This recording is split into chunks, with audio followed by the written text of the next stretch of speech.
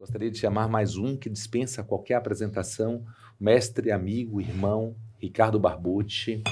Ele que tem um profundo conhecimento sobre o eixo microbiota intestino-cérebro, que é realmente a base dessa nova reformulação que o Roma está agora, próximo ano, nossa expectativa é que assim não saia, com toda a sua nova abordagem para cada paciente. Querido Ricardo Barbucci, mostre para a gente qual é a base para que nós tenhamos a escolha de um psicobiótico tendo conhecimento dessas desordens ou até mesmo da influência bidirecional desse eixo. Seja bem-vindo, mestre. Bom dia a todos, estamos aí em mais uma jornada importante dentro da neurogastroenterologia. Muito obrigado pelo convite. A minha missão, com certeza, é extremamente facilitada depois da brilhante apresentação da professora Maria do Carmo, que deu aí uma breve, não uma grande introdução motivadora para o meu tema agora, que é falar sobre o eixo cérebro-intestino. Como nós sabemos, e a doutora Maria do Carmo colocou claramente, nós somos um organismo colonizado por inúmeros outros micro-organismos. Todos os órgãos expostos ao meio ambiente, mas especialmente o tubo digestivo, contém uma quantidade absurda de vírus, bactérias, fungos, arqueias, e cada vez mais se fala em protozoários e eventualmente em eumintos como membros do que a gente chama de microbiota. Nossa interdependência com esses micro-organismos para que a gente viva com saúde, para que a gente viva bem é tamanha, que hoje a gente tem o ser humano considerado um verdadeiro holobionte, um verdadeiro hologenoma, muito parecido com um coral marinho. A participação da microbiota na formação do eixo, na verdade, pode começar até antes do nosso nascimento, né? A gente sabe que é extremamente importante uma microbiota de nossas mães equilibrada, para que a gente tenha, ao nascer, um contato com a microbiota menos inflamatória. Quanto mais desequilibrada a microbiota de nossas mães, mais desequilibrada vai ser a nossa microbiota. Nós temos boas evidências que a microbiota materna nos acompanha ao longo de toda a nossa vida, para vocês terem uma ideia, e isso vai impactar, então, na maior predisposição para diferentes tipos de doenças, tanto intestinais quanto extraintestinais. O parto, na verdade, parece ser o momento mais importante quando a gente entra de fato em contato com essa microbiota materna, e como os senhores sabem, já existe uma boa diferença de crianças que nascem de parto normal, crianças que nascem de parto cesárea, crianças que nascem prematuras. Cada vez mais se valoriza o trabalho de parto em si como essencial modulador por uma colonização menos inflamatória ao nascer. Nascendo, então, a criança começa a ser amamentada, e aí existe uma participação extremamente importante do leite materno na formação dessa microbiota inicial do nosso intestino, havendo assim extremas diferenças entre formas lácteas e leites maternos. E quando a gente fala de leites maternos, porque cada mãe tem um leite diferente de outra mãe. Essas diferenças, elas ocorrem no ponto de vista de conteúdo de proteínas, de gorduras, de lipídios, de imunoglobulinas, de micro-organismos, né? O que faz com que a gente tenha uma diferença enorme, né, do leite materno para as fórmulas lácteas. Uma coisa que se valoriza extremamente nos últimos anos, no que diz respeito à formação da microbiota e sua participação na formação do eixo cérebro-intestino, é o que nós chamamos de oligosacárides do leite materno, ou HMOs. Esses oligosacárides são extremamente importantes porque eles conseguem, então, modular, né, proteger a criança de infecções, conseguem modular a formação do sistema imunológico dessa criança, e uma coisa extremamente importante, são substâncias que têm direta relação com a formação do córtex da criança. Crianças que recebem aleitamento materno tendem a ter um QI inferior às crianças que não recebem aleitamento, e é óbvio que no decorrer da existência dessas crianças, né, isso vai sendo recuperado dependendo dos estímulos que essa criança recebe. Ao longo do tempo, então, a criança vai entrando em contato com diferentes alimentos, a criança vai entrando em contato com diferentes medicamentos, vão recebendo vacinas, vão recebendo eventualmente outros remédios, e isso vai modulando a microbiota da criança, que vai aumentando o número de micro-organismos, ao mesmo tempo que aumenta também a sua diversidade.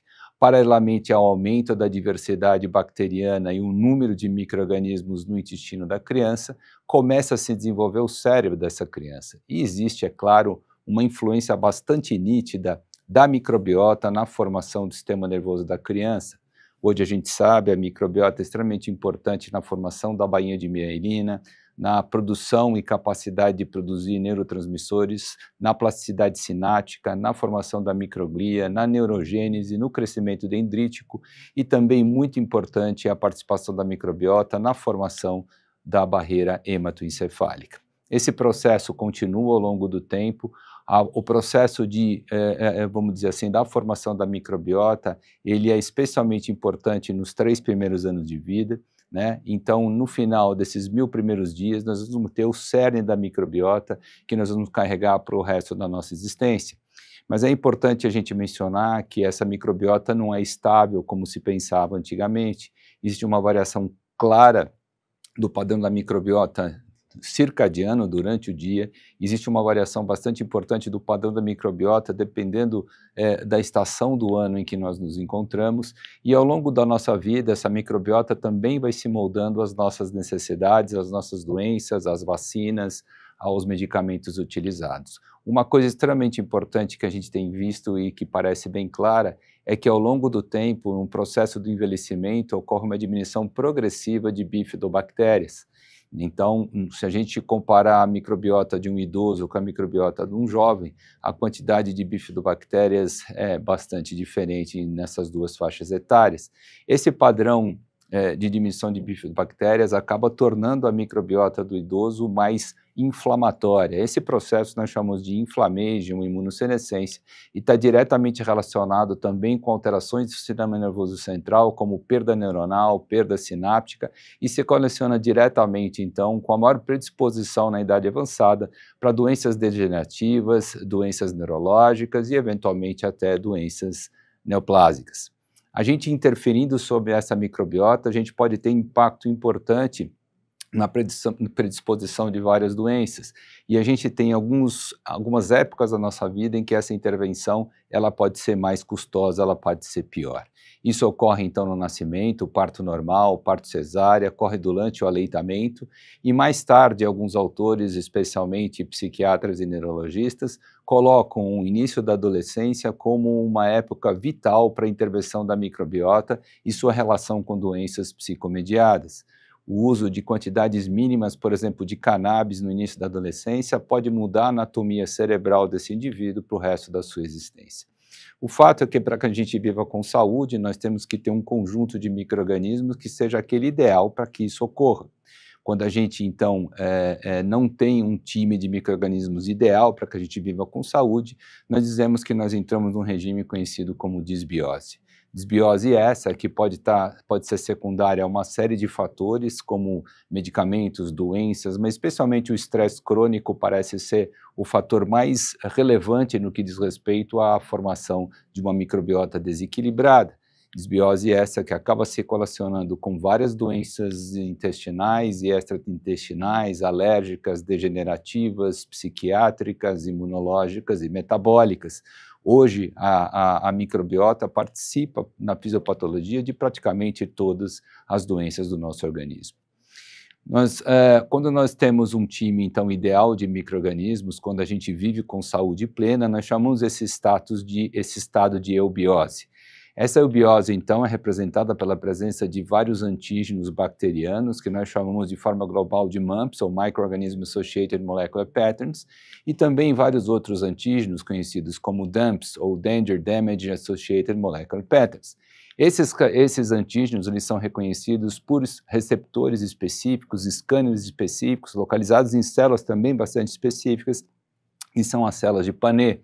Esses receptores são conhecidos como Pattern Recognition Receptors, e tem aqui os Toll-like Receptors, os Nod Receptors, como exemplo desses scanners. Havendo equilíbrio, havendo saúde, essa informação é transmitida para o nosso intestino, que responde de maneira também saudável, produzindo muco em quantidade adequada, IgA em quantidade adequada, produzindo catalicidinas, defensinas, que funcionam como verdadeiros antibióticos naturais e controlam a proliferação de micro-organismos na luz intestinal, e especialmente fazendo com que os tight junctions da mucosa intestinal funcionem de maneira adequada.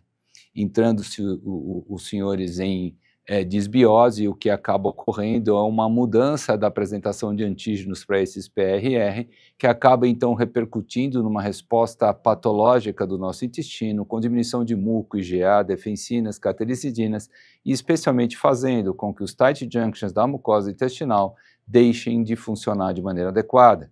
Esse processo é conhecido como intestino permeável, intestino poroso ou leaky gut, como preferem os autores de língua inglesa.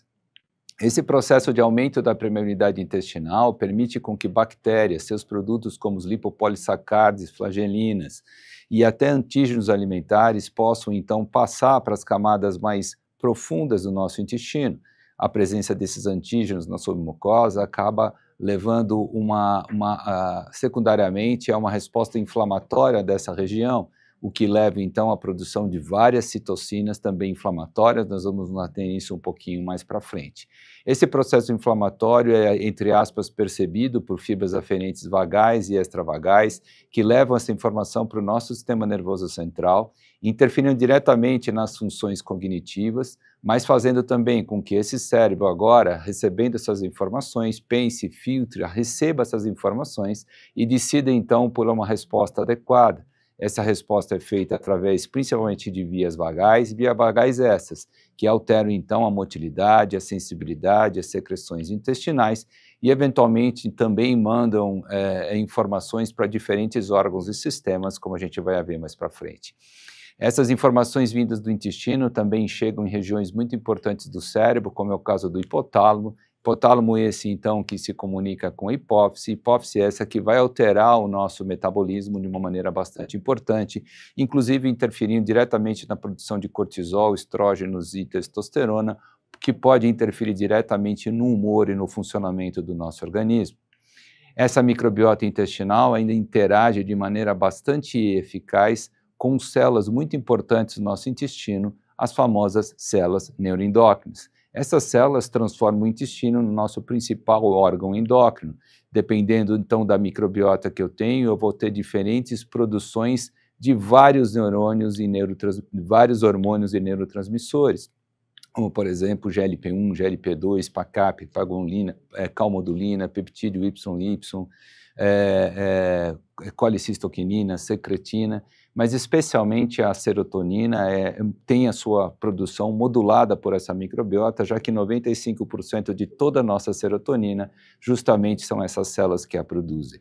Essa serotonina, embora não consiga passar a barreira hematoencefálica, ela interfere diretamente no processo de motilidade, sensibilidade e secreções intestinais, o que pode então promover mais ou menos inflamação a nível de intestino, o que pode impactar então na produção de mais ou menos citocinas inflamatórias. O fato é que esses neurotransmissores, boa parte deles podem ganhar circulação e chegar até o nosso sistema nervoso central e interferir diretamente nas funções cerebrais. Algumas células neuroendócrinas são, de fato, até específicas para isso e que realizam um verdadeiro shortcut entre a luz intestinal e o nosso sistema nervoso central, graças à comunicação dessas células com fibras aferentes vagais de forma direta. Essas células neuroendócrinas que apresentam essas terminações que fazem contato com fibras nervosas vagais aferentes são as chamadas células neuropódes. É importante também a gente dizer que a própria microbiota é capaz de produzir aminas vasoativas, aminoácidos, gases, ácidos graxos de cadeia curta. Todas essas substâncias podem interferir diretamente na função intestinal, interferindo, então, na fisiopatologia de várias doenças intestinais, além de poderem ganhar circulação, chegar até o nosso sistema nervoso central e modular, então, a nossa função cognitiva, a função cerebral especialmente. Como os senhores veem aqui, a serotonina pode ser produzida também por vários micro-organismos, e é importante que a gente tenha em mente que, dependendo do micro-organismo, diferentes aminas, aminoácidos, hormônios, etc., são produzidos, e isso pode impactar na fisiopatologia de diversas doenças relacionadas com a alteração do eixo cérebro-intestinal. Veja, por exemplo, que a associação de duas cepas probióticas, como o Lactobacillus helveticus R52 e o bifidolongo 175, são capazes de produzir ácido gama-aminobutírico, sabidamente um neurotransmissor importante para o funcionamento do sistema eixo cérebro-intestinal. Muito se valoriza também a produção, então, dos ácidos graxos cadeia curta por essa microbiota. Substâncias como butirato, propionato, acetato, etc., são produzidos por essa célula, por essas bactérias. E esses ácidos graxos, eles têm várias funções extremamente importantes na manutenção da nossa saúde. Primeiro, por serem ácidos, diminui o pH intracolônico, impede a proliferação de bactérias patogênicas.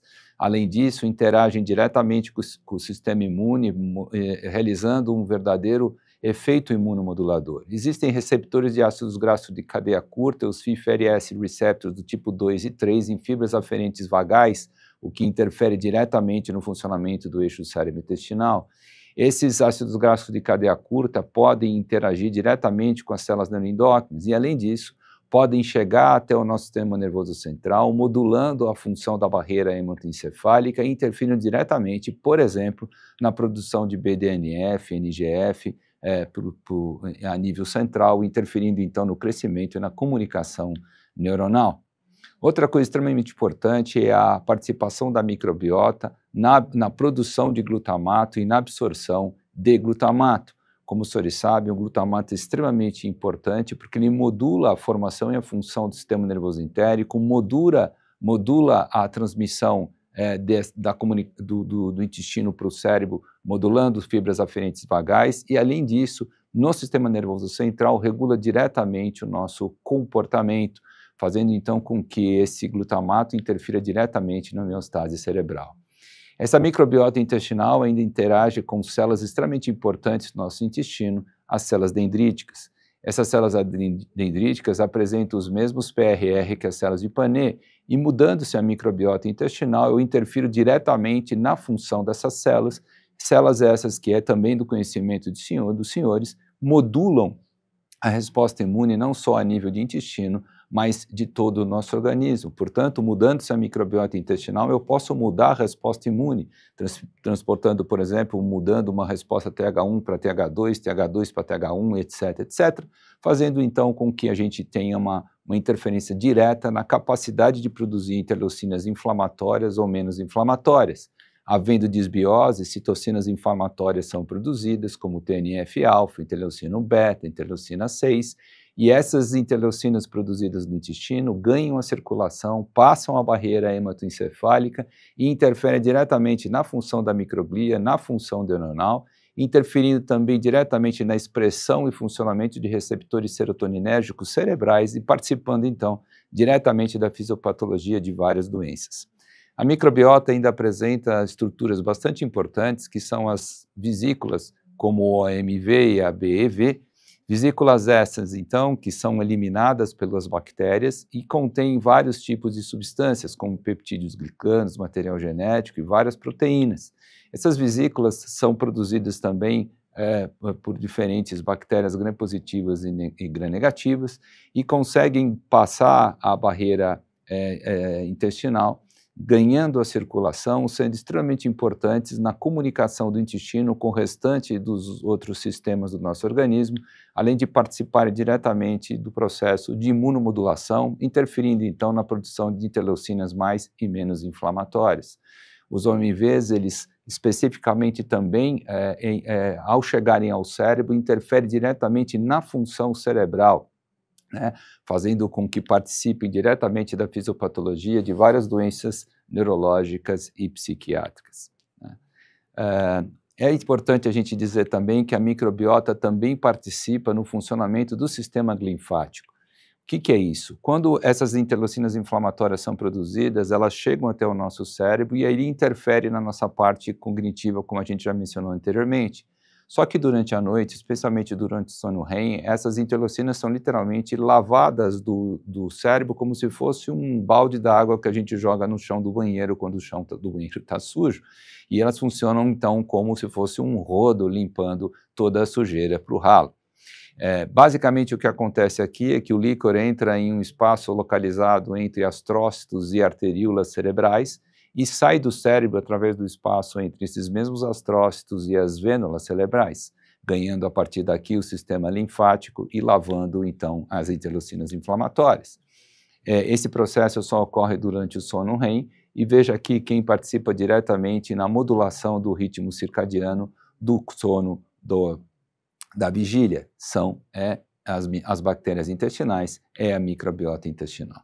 A microbiota ainda participa no eixo cérebro-intestinal através da modulação de receptores nucleares, né? Como, por exemplo, os receptores de mineralocorticoides, de glicocorticoides, estrógenos e até dos hormônios tiroidianos.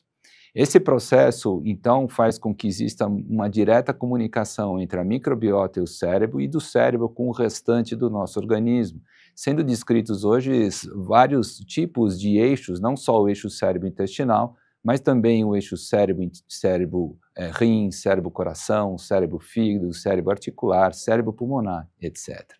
Essa comunicação, então, entre o intestino e o cérebro, ela pode acontecer através de várias vias, uma via hematogênica, imunológica, via neuronal, ou seja, diferentes tipos de veias.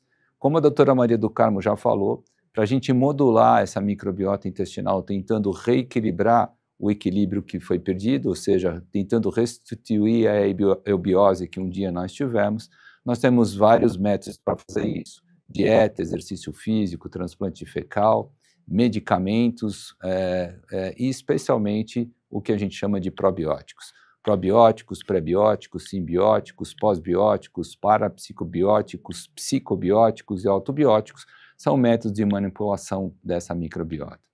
Uma associação de micro-organismos bastante eficaz na modulação do eixo cérebro-intestinal é a associação do Lactobacillus helveticus R52 e do bífido longo 175. Nessa situação, a gente tem trabalhos bastante claros mostrando modulação, por exemplo, na produção de ácido gama-aminobutírico, havendo também uma modulação extremamente importante na produção de citocinas inflamatórias por essa associação, e trabalhos também mostram uma associação direta dessa associação psicobiótica com diminuição do nível de estresse, vários trabalhos mostrando resultados bastante interessantes, inclusive trabalhos experimentais mostrando resultados parecidos com aqueles que a gente obtém, por exemplo, quando a gente suplementa antidepressivos, como é o caso da fluoxetina.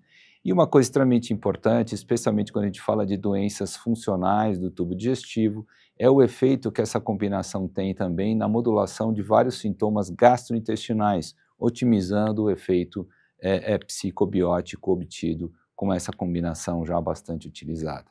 São vários os trabalhos que mostram também uma participação importante na modulação dos sintomas de pacientes com síndrome do intestino irritável. Terminando então a nossa apresentação, a gente pode dizer que a microbiota exerce um importante papel na manutenção da nossa saúde de uma maneira geral. Existe uma comunicação direta da microbiota com o intestino e do intestino com o cérebro.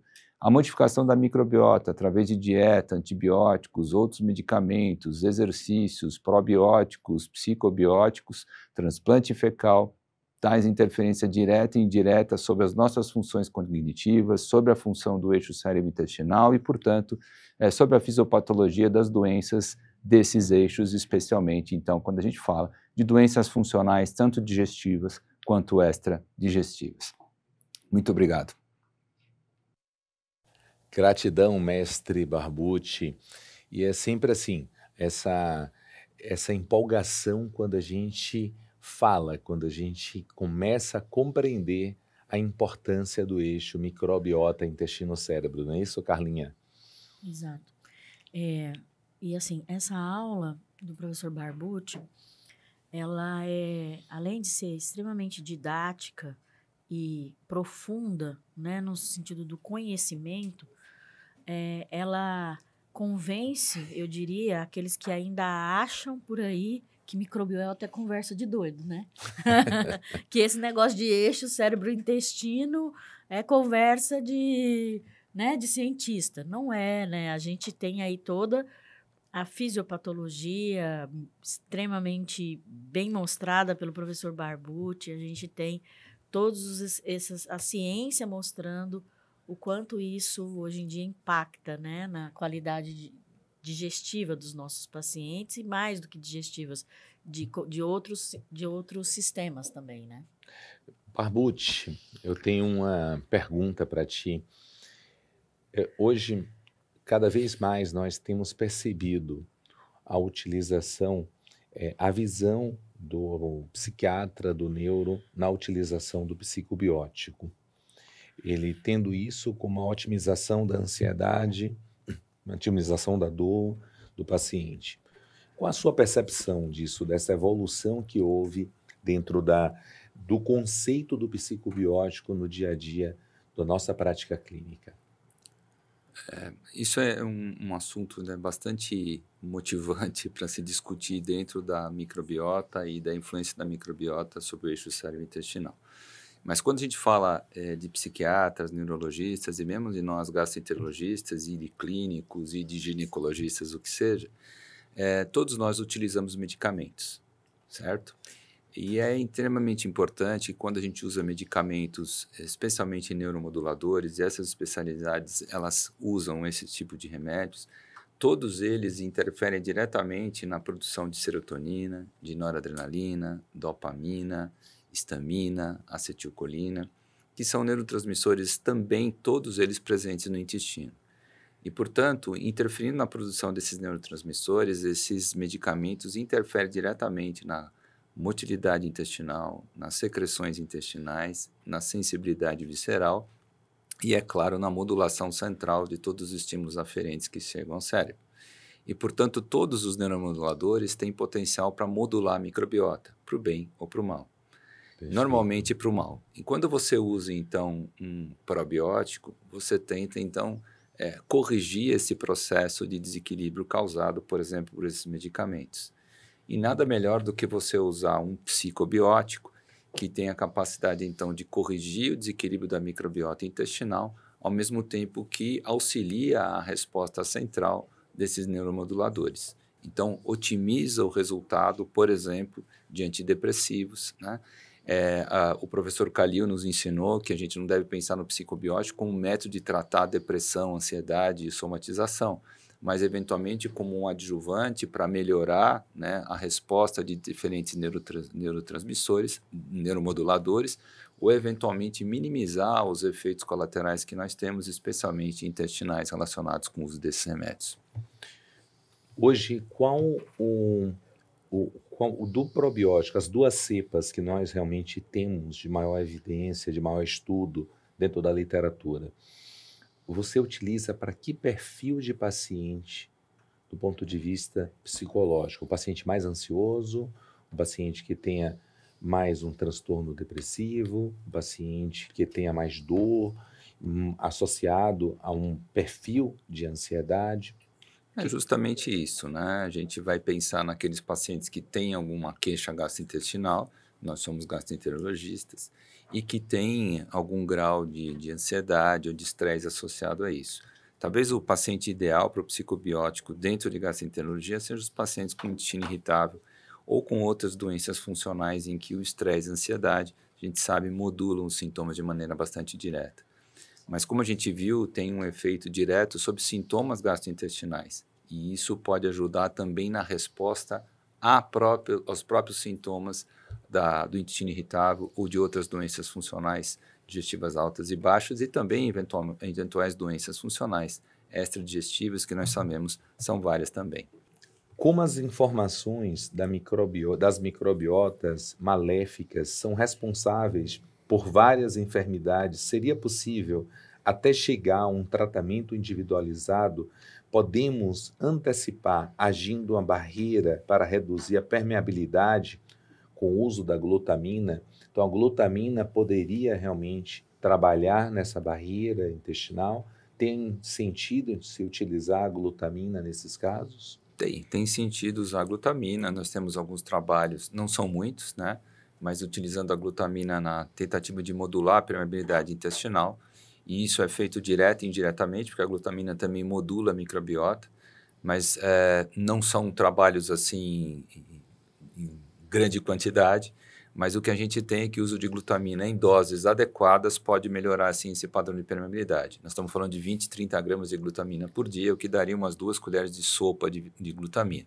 A gente vê muita gente utilizando glutamina em doses homeopáticas. Isso não tem qualquer sentido, na minha opinião, do ponto de vista de condução de doenças funcionais, que é o que a gente utiliza mais esse aminoácido.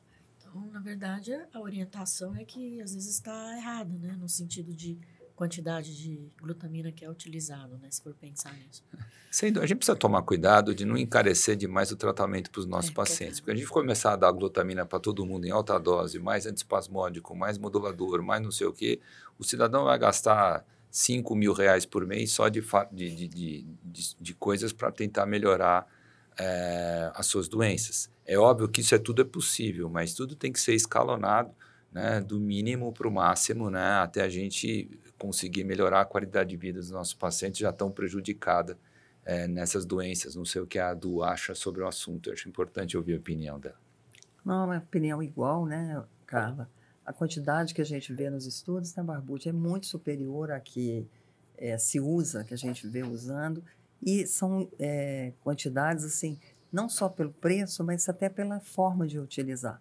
E a gente não tem experiência com essa glutamina aqui, então acho que é complexo a gente prescrever doses tão altas para uma coisa que vai ser dispendiosa, difícil de usar e que a gente não tem segurança. Seria também para longo prazo. Então, eu uso pouco, mas o racional teórico, sim, com certeza. Com certeza. Pensando na escolha do psicobiótico, hoje no eixo cérebro-intestino-microbiota, quais são as vantagens das duas cepas, Barbucci, tudo aquilo que você podia levantar para deixar ratificado para nossos colegas? Então, para um probiótico, combinação probiótica, ser considerado um psicobiótico, eu preciso ter evidência de que, de fato, essa combinação, essas cepas, interferem diretamente no funcionamento do eixo cérebro-intestino e modulam a nossa cognição, modulam as doenças psicomediadas. De fato, essa combinação do Lactobacillus helveticus R52, e é importante que a gente tenha em mente aqui, reforçando o que a doutora Maria do Carmo falou, o efeito não é gênero e espécie, é gênero, espécie e cepa específico, tá? Então, aqui não é todo o Lactobacillus helveticus, é o R52 e não é todo o Bifidobacterium longo, é o R175, ok?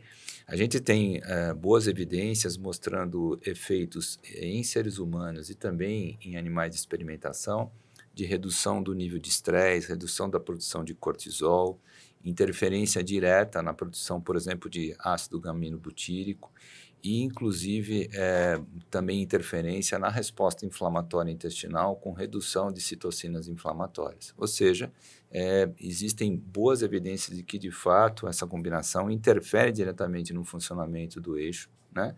E pode, então, ser um bom adjuvante na condução de doenças psiquiátricas, neurológicas e, eventualmente, até doenças gastrointestinais moduladas pelo nosso bem-estar psicoemocional, como as doenças funcionais, né? Perfeito. Carlinha, nós temos a professora, já chama a senhora, um colega chamou a gente na plataforma. Na plataforma, na verdade, assim, acho que é uma pergunta que sempre se persiste, por quanto tempo usar, né, um psicobiótico, por exemplo, né? Se existe uma definição para isso, as pessoas sempre perguntam isso. E o Vanderlei também está perguntando para a gente assim, qual seria o momento ideal para iniciar um probiótico, partindo do princípio que o paciente, para a modulação da disbiose, já com um diagnóstico, por exemplo, de uma SIBO, ou de uma IMO, ou de uma SIFO. Qual é o momento para iniciar esse probiótico, professora? Bom dia, Vanderlei. Obrigada aí pela pergunta. Não temos essas respostas. O psicobiótico, a gente sabe que tem que ser por um período longo. Alguns psiquiatras que já utilizam, seja numa depressão leve, de forma isolada, ou numa depressão mais grave, associado, né, de forma associada a um antidepressivo clássico, é para muito tempo. A gente vê os pacientes utilizando antidepressivos por meses, por anos, e aí, quando vai usar o probiótico, usa um mês e fala não teve resultado. Então, a gente tem que saber que o probiótico está atuando, como o Barbucci mostrou, num eixo extremamente complexo que não tem como a coisa acontecer. Aliás, em todas essas doenças crônicas, não tem como o probiótico ser útil de uma forma eficaz para mudar toda aquela fisiopatologia, por um período curto. Isso vale muito para condições agudas, diarreia associada a antibiótico, a própria do viajante. São condições específicas que vão ser tratadas por um tempo específico. Mas as outras condições, e aí eu falo especificamente do psicobiótico que ele perguntou, é no mínimo 6 meses, mas eu acredito até que muito mais. Em relação às doenças associadas ao supercrescimento bacteriano do intestino delgado, isso também é uma pergunta sem uma resposta definitiva, se a gente utiliza junto, se a gente utiliza depois, se realmente isso vai mudar a história, o uso do probiótico, qual cepa utilizar para cada uma das condições. São perguntas que a gente ainda não tem essas respostas tão claras, né, Barbucci? O que você acha? Eu concordo plenamente com você, né? Mas, assim, a base da suplementação probiótica é suplementar enquanto o problema está acontecendo. E se a gente tem doenças crônicas, a suplementação vai ser crônica. Em quadros agudos, a suplementação é aguda. Nós vamos falar um pouquinho sobre diarreia aguda. É o tipo exemplo de que a suplementação seria limitada aqui, né? Agora, quando a gente vai usar um psicobiótico, por exemplo, um paciente com doença funcional, muito provavelmente ele vai ser usado direto, né? É possível que o paciente até perca a resposta a determinado probiótico ao longo do tratamento, né? Isso pode acontecer dependendo da dieta, dependendo dos outros medicamentos dados em conjunto, dependendo do clima, dependendo de uma série de fatores. Mas, na maioria das vezes, o paciente que responde bem inicialmente, a gente mantém o medicamento enquanto a doença existe, né? Lembrando que o probiótico não vai curar a doença, mas ele vai ajudar o nosso paciente a ter uma qualidade de vida melhor, a sofrer menos, né? A poder ter uma vida mais feliz. Querida Flávia, está conosco, gratidão por estar nos acompanhando. Daqui a pouco, sua pergunta vai ser muito importante para uma interface que venhamos agora. Fizemos uma viagem pelo que houve de melhor no DDW, no que há de mais evidente nas últimas publicações, para que criássemos uma base agora para um debate mais dinâmico. E, para começar, gostaríamos de convidar a todos vocês que estão conosco, nos acompanhando, para fazer parte desta grande jornada. O workshop Pode Ser SI. Você vai lá na nossa plataforma, Pode Ser SI, se inscreva. Você vai fazer parte dos embaixadores da Síndrome do Intestino Irritável. Já temos mais de 1.000 médicos abraçando essa causa. É uma grande campanha de mobilização para que todos possam trabalhar de uma forma única. O workshop são mais de 23 horas de uma jornada pensada inicialmente pela professora Maria do Carmo, professor Barbucci, professor Décio, e todos nós da juventude da Neurogastro abraçamos com o amor, com carinho, para que você tenha acesso a toda uma visão dinâmica da síndrome do intestino irritável e suas interfaces, totalmente gratuita, para que você possa empoderar a cada dia a sua ação, a sua atitude, o seu acolhimento para aquele paciente que tão precisa da sua ajuda. Direcione o paciente para o nosso portal, faça com que ele tenha uma compreensão ampla. A professora também fez uma revisão completa desse portal para que tivéssemos o máximo de informação possível para os nossos pacientes. Então, convocamos vocês, venham fazer parte dessa jornada. Juntos, vamos descomplicar a SI. Nossas redes têm um link, você pode acessar a qualquer momento, tem lá no nosso canal do YouTube, na nossa página. Isso é uma campanha que tem um abraço, que tem todo o impulsionamento da ABSEM, mas faz parte de todo um time da Neurogastro Nacional. Então, nossa gratidão a todos vocês que estão nos abraçando, que estão juntos conosco nessa visão de como acolher melhor o paciente.